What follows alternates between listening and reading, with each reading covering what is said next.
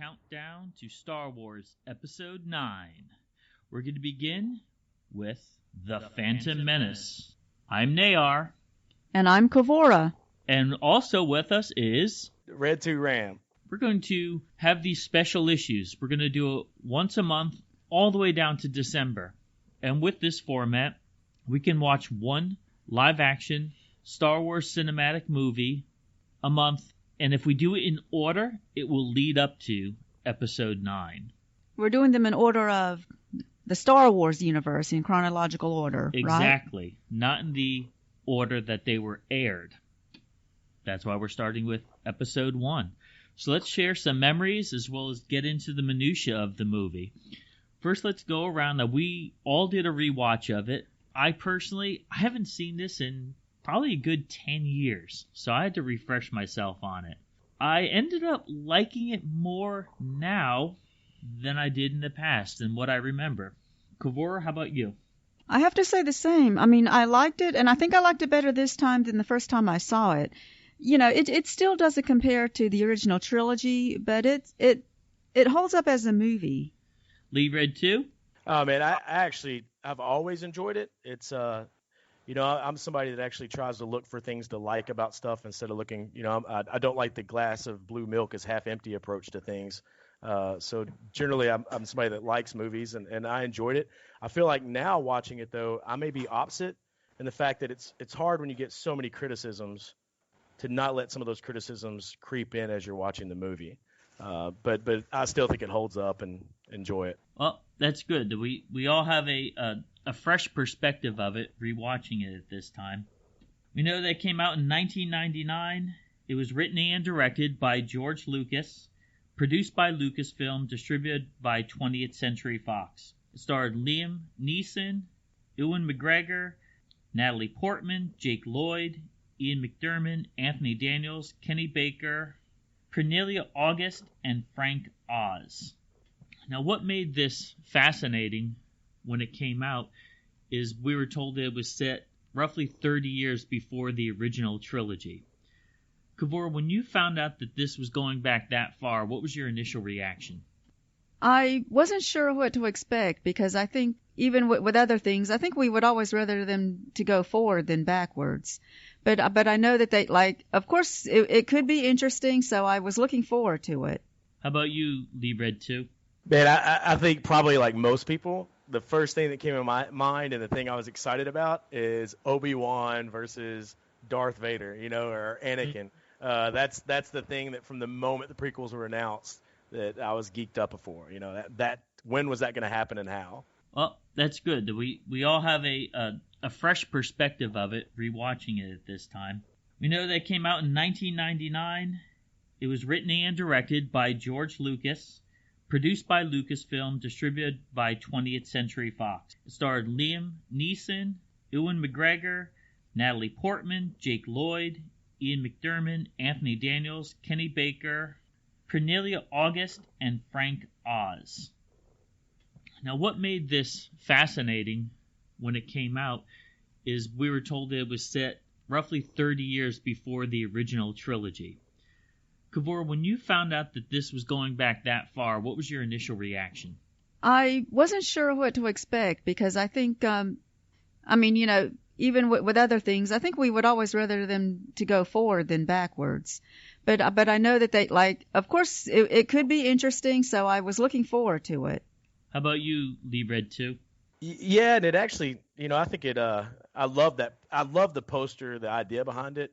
But I do think the decision to go back that far with Anakin made some real awkward moments in the movie, at least for me, in the prequels. Especially with Anakin being so much younger than Padme, and we knew that they were going to be a couple. That may be more awkward. The scene where they first meet may be more awkward for me than Luke and Leia kissing. Like it just didn't feel right, And the tagline was something like every story has a beginning, wasn't it? Every saga has a beginning, something of that sort. And so the anticipation was there, the excitement was there. So, and then when I heard that John Williams was doing the score again, that sealed the deal for me because I absolutely love John Williams' work and everything that he does. So I saw that George Lucas was trying to get the feel of Star Wars, because at first we didn't know much about it. That had to be one of the most secretive movies of that era. They were not spilling anything. Just some still photos were coming out in magazines, and going back to the feel of Star Wars, I think a lot of people would get upset to hear this now, but one of my memories is walking out of the theater and seeing one of my friends that viewed it, the viewing right before I did, and I asked him how was it, and he said it felt like Star Wars. And that response actually stuck with me, and I agree with him. I think if you don't let yourself get carried away and you just watch it, it fits in with the movies nicely, in my opinion. The feel, what made it unique is that the original trilogy was a very beat down and worn world. The ships were beat up, the droids were beat up. How can we contrast that with 30 years earlier, set in this universe? I think that raises some questions, because it's not that long of a time period. And I think going back to the old space of Star Wars, it's one of the groundbreaking things that Lucas did. It's like, let's flash forward to different times in science fiction, and instead of having pristine stuff, you have old stuff. Well, now in the prequels, they're new again, and it brings that this contrast that when you get to the original trilogies, basically the only thing that stays pristine is the Empire, and everything else around it has been worn and torn. And it really emphasizes what the Empire has done to the rest of the galaxy, in my opinion. I did read somewhere that it was intentional that George Lucas decided to do, episodes 4, 5, and 6 first. And he knew that later on the technology would be better, because in the prequels he wanted to show a more advanced world, because after the Empire took over is when they became more primitive and more dark. And I think that fits into a lot of the political mythos of the Star Wars trilogy also, that theme of freedom and the oppression of the Empire and oppression of those types of regimes and governments, I think is definitely in there. Now, Starlog magazine reported on the Phantom Menace. Initially, they started doing some interviews with Samuel L. Jackson, Ewan McGregor, starting with issue 262 and primarily Starlog through 266. So we had a good number of issues in succession that were building up anticipation for the Phantom Menace. It was interesting that the interview with Samuel L. Jackson exposed that he wanted to be in this, and he made it very public on a talk show, saying, hey, I heard there's a Star Wars movie casting. If anybody's listening, I want to be in it. And one of George Lucas's people heard that interview and took him up on it and called him. What did you think about that? I think it's first, it's great because I love what Samuel L. Jackson did and the weight that he gave Mace. I think it's funny too. There's all sorts of people and rumors out there of individuals that wanted to get into this movie. One of my favorite rumors is that Tupac Shakur was actually trying to get his people to get in touch with George Lucas's people to also get in the Star Wars movies before his untimely passing. But it's a good thing that worked for Samuel L. Jackson, and I think it's a good thing for us because I think Mace Windu is definitely a fan favorite moving through the prequels. He did an excellent job as a Jedi, and I think he brought a certain, the nobility that all the Jedi have. It was wonderful seeing him. And what about the casting for Ben Kenobi? Oh, man. If you pick, I guess Alec Guinness came in with the original trilogy with the weight, right? With this actor's weight to him that everybody respected him. I don't know of anybody that could have pulled it off other than Ewan McGregor. And at the time, I remember thinking, he just came off of Trainspotting maybe? So it was still early in his career. And how he played Obi-Wan Kenobi, not only just in The Phantom Menace, but the prequels, I think it holds its own for sure. It was really strange seeing Obi-Wan that young. I really couldn't picture, that young guy becoming Alec Guinness later. But in the movie, he did a good job. I couldn't either until we get to the Revenge of the Sith, and I think that was pretty cool. The same feeling. It didn't feel like Alec Guinness Obi-Wan until it did, and then it felt really good to me. Yeah, we were able to see the early stages of the character, and the actor himself was really excited. Apparently, on the set, he was making lightsaber noises. He was real giddy about being the character. They actually had to edit out the sounds that he was making. So I always find it fascinating when actors really love their roles as opposed to just viewing it as a job. Yeah, that's.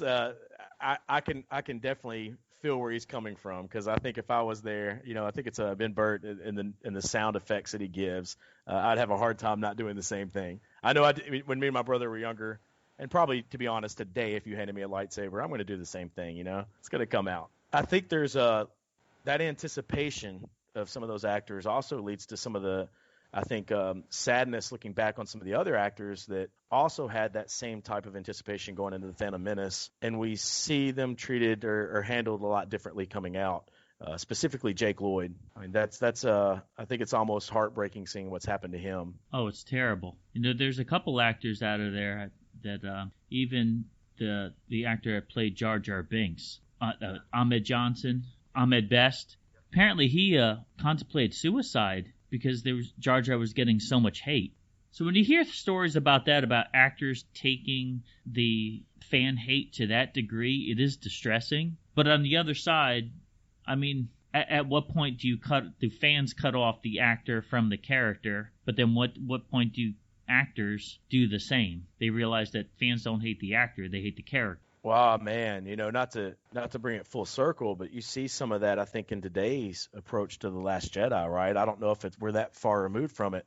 I think there's definitely like a parallel between what happened to Ahmad Best, Jake Lloyd, and then what we're seeing with Rose's actress as well. It's just this piece means so much. Star Wars means so much to so many people that I guess they just get carried away. I think the people get carried away, and they lose a little bit of their rational humanity.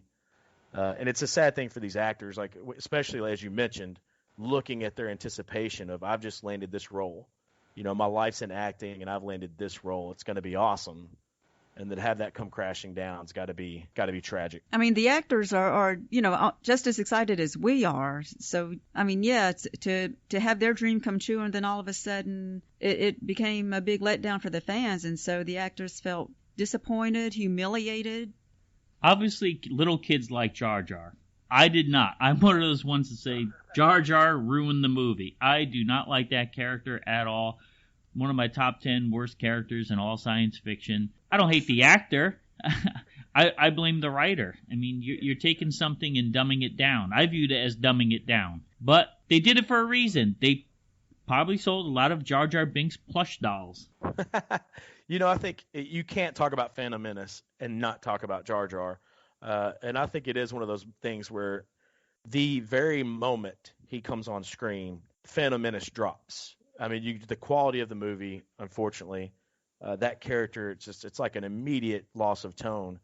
I think what they were going for, we go back to the original trilogy, and you had C-3PO and you had R2-D2, and to some degree the Ewoks later in Return of the Jedi, and it's like they relieve a little bit of tension from the balloon.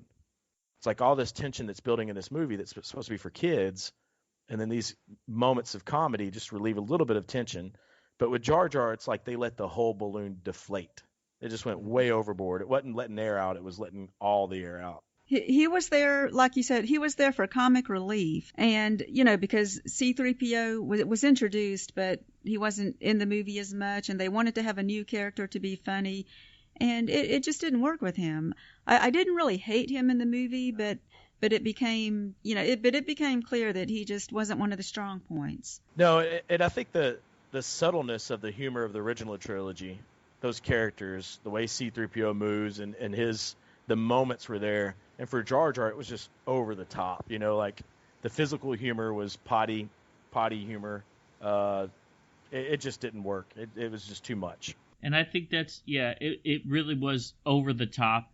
Fortunately, they calmed it down later on in Jar Jar's appearances. But you look at the strong points of the movie, and we look at the actors who really took their role seriously. It was reported that Ewan McGregor even studied Alec Guinness's moves and his accent in Star Wars Episode 4 because he wanted to be true to the character.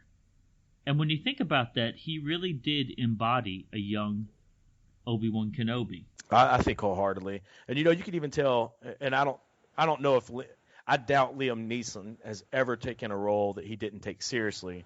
But he even made a telling comment referencing some of the over-editing that happened afterwards and how much the editing after the fact sort of bothered him. And I think it's telling in how much he meant to him going into it. That some of the actors in this movie definitely went above and beyond to add their stamp into this trilogy or in this story or saga. Absolutely. It was interesting, too, that Liam Neeson convinced George Lucas to keep the scene where Qui-Gon Jinn puts his hands on Shmi Skywalker's shoulder. George Lucas felt at some point that this kind of touch would be out of line for a Jedi, but Neeson pushed it, thinking that there should be some emotional connection between the characters.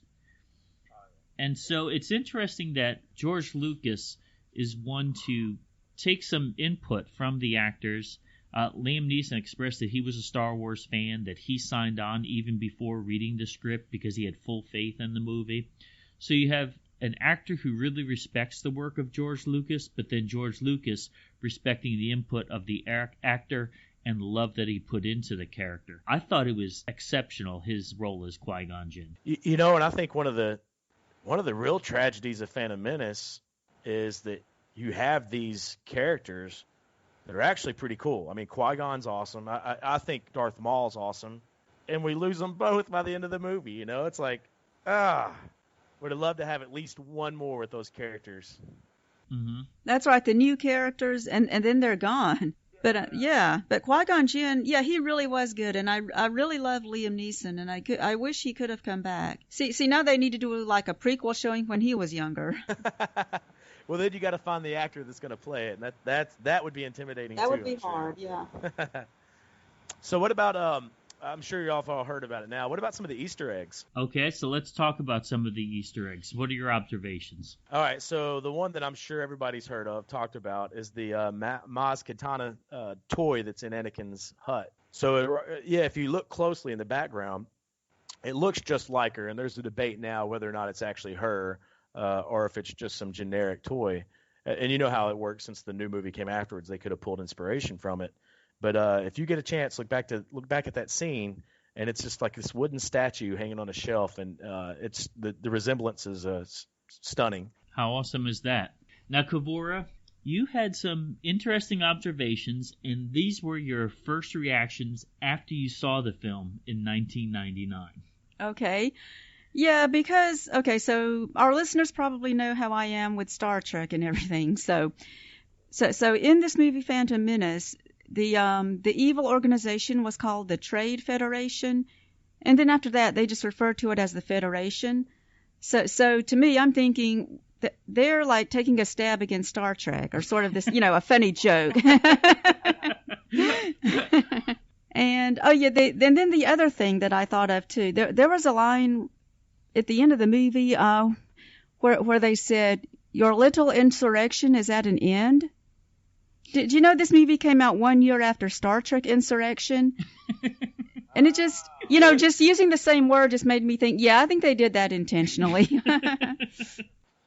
That's hilarious. Yeah. Only I could think of that, right? Only you could think of that. It's kind of funny that when we look at, there's Easter eggs. Any other observations about Easter eggs? There was one other one that I didn't get a chance to really pause and really look at it. But if you one of the scenes in Watto's shop, if you look in the back, there's a shell that looks like C-3PO, and I'm curious if that ends up being the actual shell that C-3PO uses later on, if that's where Anakin gets it from. Yeah. And also another one, I remember being excited when I first saw this in the movies, and at this time, let's see, 1999, I mean, I had the internet, but I didn't. I wasn't one to just sit there and scroll through. If I did a message board, it was short and sweet. Like, message boards were kind of tedious during that time. Rebel Scum and all those. You just had to go through pages and pages and pages of scrolling. It was very frustrating. So I wouldn't go home and run and look for the comments from other people, but I remember immediately seeing E.T. in the Senate scene and thinking that was so awesome. Yeah. Especially pulling the scene from E.T. where he sees Yoda, right, and then putting that all together. Yeah. And I think George Lucas and Spielberg have always had that tip of the hat to each other, which I've enjoyed. Yes. Yeah, exactly. From Star Wars Episode 1, she's elegant. Queen Amidala, let's get her ready. She's got the most amazing clothes. So many different looks. She's beautiful. Royal Elegance Amidala comes with the accessories you see here, stands not included, from Hasbro. I mean, we didn't really get a chance to talk about Natalie Portman either. I mean, she ended up being a huge star after this. Oh man. And she was still in high school, I believe. Yeah, because carpet premiere came, she wasn't able to go to the premiere because she was studying her homework and doing tests. Yeah, yep. And not only her, but Keira Knightley as well. Came out of this and blew up afterwards. I think, I wonder if George Lucas, if he could go back and change it, if he would have picked an actor a little bit older than Jake Lloyd, because I think it could have helped. I think Portman did an excellent job, but I think it could have changed the tension and weight of Phantom Menace if Anakin was a little older in some of those scenes. That's true. Now, Kavura, I meant to look for this when we did our rewatch because supposedly this is supposed to be a legitimate Easter egg that the Starship Enterprise, the Next Generation, the NCC 1701D, is supposed to be briefly amongst the traffic flying around Coruscant. And I didn't think to stop and look for it, but that was one of the things that was reported that someone saw. Did you ever hear about that? Or I did not, but that is interesting. Yeah, we'll have to watch it and pause and do the stop motion to try to find that. Because some of those came by so fast. Yes. Another thing that I thought was fantastic about this movie is they brought the Emperor back and showed him in his younger self how he started out building the Empire. Oh man, it sometimes it was one of the cool feelings for me, and I know some people did not like this. I like having the inside joke. It's almost like it built an irony where we knew it was going to happen, and you get to watch it happen as nobody else does. And I actually enjoyed that part of it, where I know some people prefer the mystique of it, not knowing how it's going to play out. And I thought throughout the entire prequel, Ian did an amazing job of Palpatine. Definitely one of the highlights. Yes. I mean, he was cunning. You could see he had a little bit of sneakiness about him, but he portrayed himself as being very kind and concerned. I mean, there was a lot of emotions going on there. I picked up a little bit too, where you could really see where Ian's sort of downplaying himself in Phantom Menace. It's almost like he's got I don't want to say goofy feel to him, but it's an amazing job of acting if you watch his progression and what he's letting everybody else see about Palpatine. Yes. He played it younger, and even as the evil Emperor, he smiled a lot, so he did that here. And he played him in a different way, but you could still tell it was the same person. Yes. And I think you could tell if you're watching it, you can tell he's putting on an act. Like he's an actor playing someone who's acting. And I think he did an amazing job of that. And then as the movies progress, he's sort of letting that acting up as he's gaining more power. He doesn't feel the need to act as, what's the word, not nonchalant, but a little less goofy and a little bit more showing some of the regalness that he has. So he ended up playing two roles in this. Darth Sidious, he went back and forth between Darth Sidious and Palpatine. And when we think about Queen Amidala, she did too. Because I remember being confused when they revealed that, wait a second, that's not Queen Amidala, that's the doppelganger. Her double, the handmaiden. The handmaiden. Do you remember that going back and forth? Yeah, I remember sitting in the movie I'm so confused right now. Who's who? Honestly, looking at it, I'm still a little confused at the fact that why would she let the way I see it, who's giving the speech then? In Coruscant, which is sort of weird if it's not really the queen giving the speech, right? There's some strange things. There's some strange things amiss at this Circle K or whatnot, for sure. Exactly. In the rewatch, and I was looking out for it in the rewatch, the current rewatch that we just did, and I'm saying, I'm still confused. Because if that's her speaking in the Senate, then you mean the original one, the real one, is the handmaiden? Or is it vice? At what point should they switch and then switch back? So I'm glad that I'm not the only one that was dumbfounded by that. And have you heard the story of supposedly Keira Knightley's mom got the two of them mixed up at one point filming? Yeah, so she couldn't recognize her own daughter because didn't they have to take, I believe, voice lessons too to get the correct dialect and to get their verbiage very similar? So I mean, they worked hard at their craft. Oh, at changing places. Yes. They wanted to be able to imitate each other. I believe so. And what about our boy R2D2? Yeah, I mean, it's a constant. Isn't it wonderful that he and C-3PO are constants in there? But R2 was very recognizable. He has saved everything in all the movies. He may, everybody talks about Han and Luke but man, without R2, R2 was in that ship that shot down the first Death Star too. He needs some credit on all the stuff that he's done. And even from the beginning of Phantom Menace, he's right there in the thick of it, saving everybody's backsides and moving the story along. Shout out to Kenny Baker. That guy is amazing. Yeah, so Kenny Baker. Okay, now, since we're talking about Kenny Baker, you have to relate your... when we went to Celebration Anaheim together, you were driving me crazy with trying to get Kenny Baker's autograph. Man, so... I don't know the right way of saying this, but at that point, you realize that you're not going to get many opportunities to meet some of these individuals that have meant so much, impacted, put their stamp on your life so much. And so we're standing in line, and this individual comes up with literal cartload after cartload of memorabilia to get Kenny Baker to sign. And you could just see the tension along the line start rising amongst the patrons. I'll save the rest of the story, but it got a little heated to say the least. And it was awesome to get a chance to meet him. Yeah, and it's great that you. I mean, yeah,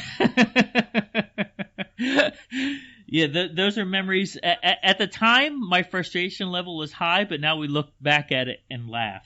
Also, who else made a return in the movie was Warwick Davis. Oh, yes, yeah. It was good to see him without a mask on. That especially some of the scenes there in getting into the pod racing. What are your views on that? How did you feel about the pod race as it went on? It was fun to watch. Yeah, they did a good job with the effects and the way Anakin handled it. I mean, maybe he was a little too good for his age. I actually loved the actual racing, and I thought Anakin was really cool when the way he was maneuvering it, and it looked like this guy knew what was going on. I like the Tusken Raiders, just randomly being there. The announcer, I think it's another one. Yeah, I love seeing them again. It's one of those scenes though where you feel like the announcer of the race, they could have just dialed it back a half a notch and would have got a lot more out of it. Now, I would say we asked this question on our Star Pod Log Facebook page. What are some of the highlights that you found in the movie? And the number one most popular scene was the Duel of the Fates scene. Oh man, was there ever a question? Well, I mean, we got to back up for a minute. Let's talk about Darth Maul. He had a total of 3 lines and 6 minutes of footage in the movie, but we wanted to see him more than anybody else. Wouldn't you agree? Oh, man, and going into it, when they released that picture, you get a still of Darth Maul, and you're like, what is that awesomeness? The moment that picture came out, it was just that was he was obviously what everybody was looking forward to going into that from the still photos from what they released. And another actor, Ray Park has just nailed the scene as far as the action. And that scene itself, the duel, was just unbelievable. I think that, the image of him, it brought up images of the devil. That's what you think of at first. And of course, he was an evil character, but he did do a great job. He was such an excellent sword fighter with the double bladed lightsaber. He was just he was like lightning, wasn't he? Oh man, unbelievable. And there's some subtle stuff. If you look in there, and of course he had George Lucas had the ability to write this as he goes, plus work with back information, and writing a prequel. But there were certain scenes in there that I found really poignant, and some I found really humorous. Like when Obi-Wan loses his lightsaber, And I think about what's going to happen later in the prequel where Anakin gets, chastised and feels bad for losing his lightsaber again. And I think to that moment, and I wonder if that's where Obi-Wan goes to Anakin and says, by the way, don't lose your lightsaber, Let me tell you the story of when I was fighting Darth Maul. Yeah. And do you remember, wasn't it Anakin that called it a laser sword? Yes. I don't think the word lightsaber. I don't think the word lightsaber is actually mentioned in Phantom Menace. Yeah, I don't think it is. But I mean, when Darth Maul lit up that dual-edged, I was just, this is so awesome. It can't get better than this. John Williams, over-the-top soundtrack there. It was ominous. It was exciting. That's probably one of my top pieces of his that he created. There's a few people in the Star Wars universe that you never see, but if you remove them, it's not Star Wars. And John Williams is definitely one. There's just some of the music, the score, the composition that's there. It elevates Star Wars to a different level. It wouldn't have been the same without him, definitely. Now, what about the end credits? There were some unique items in the end credits. We like watching the credits at the end. That's one of the frustrations about Netflix and Hulu and some of these others, that they block it out, or it'll roll into something else. But we're fortunate enough to look at the Blu-ray of it, and we're able to see all the credits distinctly. The voices at the end. What was it? Jabba was credited as being played by himself.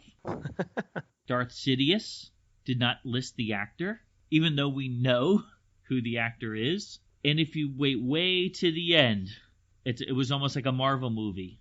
You wait till everything goes black, and then it has Darth Vader breathing. Yeah. It's almost like the end of a James Bond movie. I wait for the end of the James Bond movie just to see it say, James Bond will return. So you know another one's coming up, but this one, let us know Darth Vader's coming. Oh man. It also tells not only that moment, which is really cool. It also shows you a little about George Lucas, that guy, he starts it off with a bang and ends it with something special also. Because, I mean, this is before the Avengers movie. So to think about putting little Easter eggs in the credits, at the end of the credits, and then to also go back to the original trilogy and his decision not to put the casting call, right? Like, I believe that got him in some financial trouble. Is that correct? So he's a showman that wants to capture you from the opening sequence and give you something to go out on as well, which I think was pretty awesome. It was. So Now, what about the fact that, a lot of fans have talked about when you're watching all the Star Wars movies, you could really leave this one out because the next movie kind of picks up with, as far as the story goes, you could almost say it starts with the next movie. It depends on. So I think Star Wars, and obviously I take it a lot more seriously than I probably should, but I think there's so many different lenses that you can look into the Star Wars movie for, which is partly why I believe it is the American epic. And one of those is, if you're looking at the political aspect of it, then I think it needs to be there as you look at Palpatine's rise. As far as leaving it out from maybe Darth Vader's story, I don't know if you can. I mean, you possibly could if you referenced it, but I think it adds a little bit of depth and richness to that as well. It does let you see Darth Vader as a young child, and there is something to that, yes.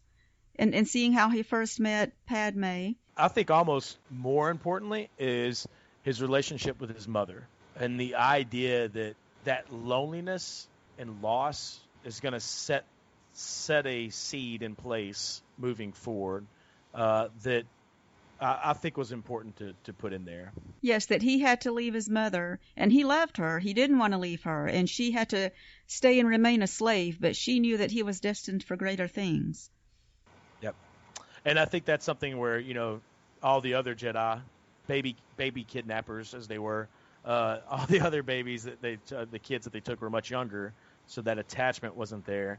And I think that's a key moment with Darth Vader, that he's old enough to know, and he's old enough to miss, and he's old enough to lose or have lost there. That sort of plays into some of his fears with Padme moving forward. Yeah, excellent observations. Well, the Force was with them. Hundreds of Star Wars fans who've camped out at local theaters for the past few days finally have their tickets for the space saga's latest installment, The Phantom Menace. George Lucas's multi-million-dollar extravaganza is expected to break all box office records when it opens a week from today. As Newsday's Carolyn Kelso tells us, for some local movie fans, the wait has been almost as much fun as anticipating the movie itself. 22 years ago, the first Star Wars movie captured the imagination of the world.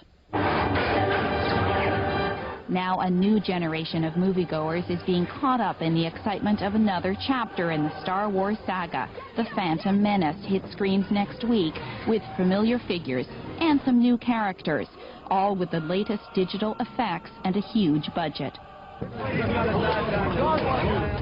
So it's probably no big surprise that these local movie fans were not about to miss this one. Mike Laverne has been camping here since Friday. He and his wife plan to buy 10 tickets each and see the first showing 12:01 a.m. next Wednesday.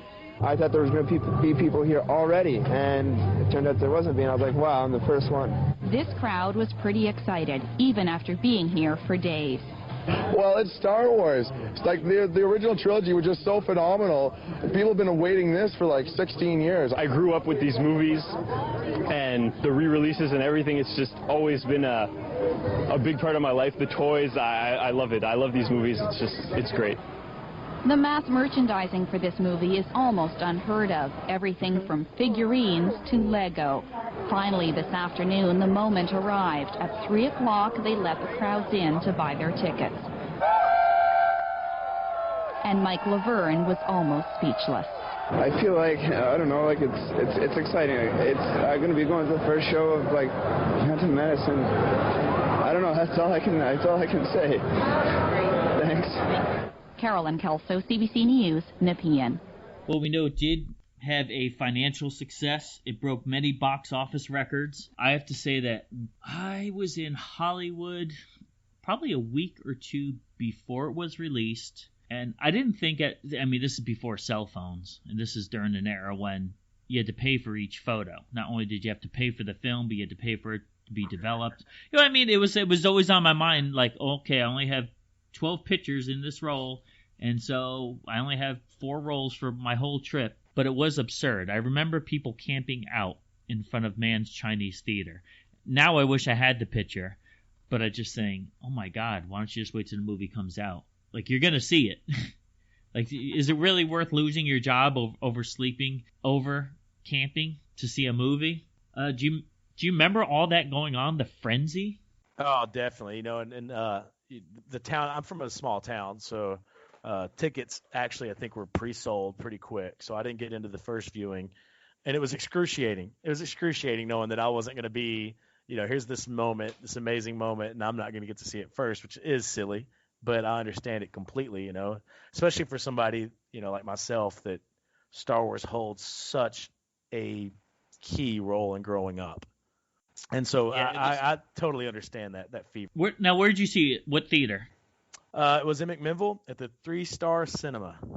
McMinnville, Tennessee. Was that a multiplex cinema? No. I think it had more stars than it had screens. So I think it's maybe had 2 screens, maybe 3. It didn't have many. So it's not the movieplex for sure. I remember taking a drive because at that time, the new and trendy thing was to have the THX sound system in movie theaters, and not all movie theaters had it. And there was a new theater in Waterbury, Connecticut that was adjacent to a mall, and that had stadium seating as well. So you were guaranteed not to have people's heads in front of you or anything. So I took the drive up there because I wanted to see Star Wars in style. And it's kind of funny, which I don't remember, over the years, I've seen so many movies. I don't really remember where I saw all the movies, but Star Wars movies was always an event, and I remember where I was when I saw them. It like you said, those are so vivid and iconic that those moments just stick with you. Just an opening weekend alone, it grossed almost $65 million. And at that time, it was the second highest opening of all time. And I remember the news stations reporting saying many fans that want to go were so fearful of the fanaticism lines that they saw that they decided to go later. But if all those fanatical lines weren't reported on, the movie would have made more money. Oh, man. So that was a double-edged sword in a way. Well, you couldn't tell it missed out on many where I went. That's for certain. Listen, the explosive words and sounds of the Star Wars Comtech system. Imagine yourself in the movie. I sense a disturbance in the Force. May the Force be with you. Use your instincts. You will be avenged, I promise. You have been well trained. You haven't experienced Star Wars until you've experienced Comtech. Figures come with chips, readers sold separately, batteries not included. It's your universe. How much of the memorabilia had you bought before you saw it? I own no memorabilia. Not one thing. Not one thing. Okay, here it is. I mean, do you know me? I am a vintage Star Wars purist. It was like once vintage stopped, the only action figure that I bought after that, it was the Lay's mail-away clear Obi-Wan.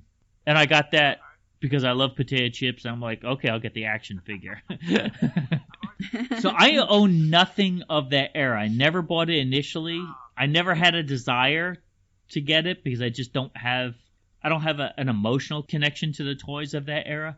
But I remember seeing, I mean, my brother has never... I went through ebbs and flows with regards to collecting comic books, with collecting toys, all that stuff. He never stopped collecting toys, ever. There was never a time period where he didn't buy it, and he was all over that stuff. And you were too. Didn't you go into especially the Jedis? So going from watching the original trilogy and this mindset of the fact that there were other Jedi that you had no idea about, and then all of a sudden getting these new Jedi popping up, the Mace Windu, the Yoda, the rest of the cast. Yeah, every time a new Jedi came on an action figure, I was buying it. No question about it. No question. I think, and I think that's also something pretty interesting about the Phantom Menace. In the original trilogy, did you notice how, like, the Jedi, Luke specifically, they had powers, and some amazing powers, like moving stuff with their mind, and he makes a pretty big jump. But for the most part, it's pretty level. Like, it's not over the top, but there's a couple of scenes and times in the Phantom Menace where you see, especially in like the first couple of minutes, Obi-Wan and Liam Neeson do some pretty crazy physical feats, I guess you could call it. Wasn't there like a backflip or something, a flip in the air? Yeah, there's a couple of things, like them falling down to a shaft and the way they fell, the way they jumped, the way they moved into the vents. And I remember thinking, wow, this is different. You know, the Jedi are different. Like, they're even more powerful than what I remember them being in the past. So yeah, when those action figures came out, I was grabbing every single one I could get my hands on. And speaking of the Jedi, I remember reading that the original trilogy, the lightsaber hilts were made from old camera parts. And they were clumsy, and they were actually doing some physical injury to the actors because of the way they were designed, or rather cobbled together. Whereas with the Phantom Menace, they went through a total redesign and scratch built them from the ground up. So everything would be ergonomically correct. They would be not too heavy for the actors, but they would be in a position to allow them to do more stunts like that, which made sense. Because this was the lightsaber scenes here were extremely action-oriented. Yeah, and I remember reading about how the difference of the evolution of the weight of the lightsaber. So if you start off with New Hope, it's two hands on the lightsaber, and that changed a little bit over the original trilogy. And then we get to the Phantom Menace, and you're seeing what Ray Park's doing, and you're seeing what Qui-Gon and Ewan McGregor's doing, and it's a different ballpark, a different type of lightsaber fight for sure. Yeah. Do you have any Phantom Menace things now? Oh, I have the still the Jedi toys that I bought then, and that's about. I've got the poster you mentioned earlier with Anakin and the Darth Vader silhouette on the hut, and I have some watches. Do you remember the watches that came in like the little tin cans? Oh yeah. I don't even know what that. Maybe Pizza Hut or something like that. I have those, and then I have some Jedi action figures. That's cool. The galaxy's most legendary heroes. Fearsome villains, and coolest vehicles. Now available to take home and play with at Pizza Hut, Taco Bell, and KFC. Right now, at participating KFC locations, you can get one of these cool Star Wars Episode 1 collectible toys inside every KFC kids meal you buy. Well, Lee Red 2, this was fantastic, reminiscing about The Phantom Menace. And since we are celebrating the countdown to Episode 9 next month, we will consider another special episode. We will rewatch together Attack of the Clones.